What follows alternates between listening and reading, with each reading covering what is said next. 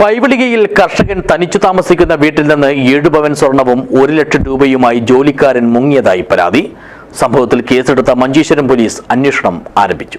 This news sponsored by ഉയർന്ന ഗുണനിലവാരം, തികഞ്ഞ വിശ്വസ്തത, ജനതാ പാൽ. പൈവളികை കളായിലെ സഞ്ജീവ ഷെട്ടിയുടെ വീട്ടിലാണ് സംഭവം. ഇദ്ദേഹത്തിന്റെ മകൻ അശോക് കുമാറിന്റെ പരാതിയിന്മേലാണ് മഞ്ചേശ്വരം പോലീസ് കേസെടുത്ത് അന്വേഷണം ആരംഭിച്ചത്. അശോക് കുമാർ ബംഗളൂരുവിലാണ്. പ്രായമായ പിതാവിനെ ശുശ്രൂഷിക്കാൻ മറ്റാരുമില്ലാത്തതിനാൽ കർണാടക സ്വദേശിയായ ഒരു യുവാവിനെ വീട്ടുജോലിക്കും മറ്റുമായി നിർത്തിയിരുന്നു. മാസങ്ങളായി ഈ യുവാവ് വീട്ടിൽ താമസിച്ച് ജോലി ചെയ്തു വരികയായിരുന്നു. എല്ലാ മാസവും ആദ്യത്തെ ആഴ്ചയാണ് ഇയാൾ സ്വദേശത്തേക്ക് പോയിരുന്നത്. എന്നാൽ ഇത്തവണ മാസ അവസാനവും നാട്ടിലേക്ക് പോയി. ഈ വിവരമറിഞ്ഞ് അശോക് കുമാർ വീട്ടിലെത്തി അലമാരയ്ക്കകം പരിശോധിച്ചപ്പോഴാണ് 1 ലക്ഷം രൂപ കാണാതായ കാര്യം അറിഞ്ഞത്. അതേസമയം 7 പവനോളം തൂക്കം വരുന്ന 4 വളകൾ അലമാരയിൽ തന്നെയുണ്ടായിരുന്നു. എങ്കിലും ഇതിന്റെ നിറത്തിൽ സംശയം തോന്നി.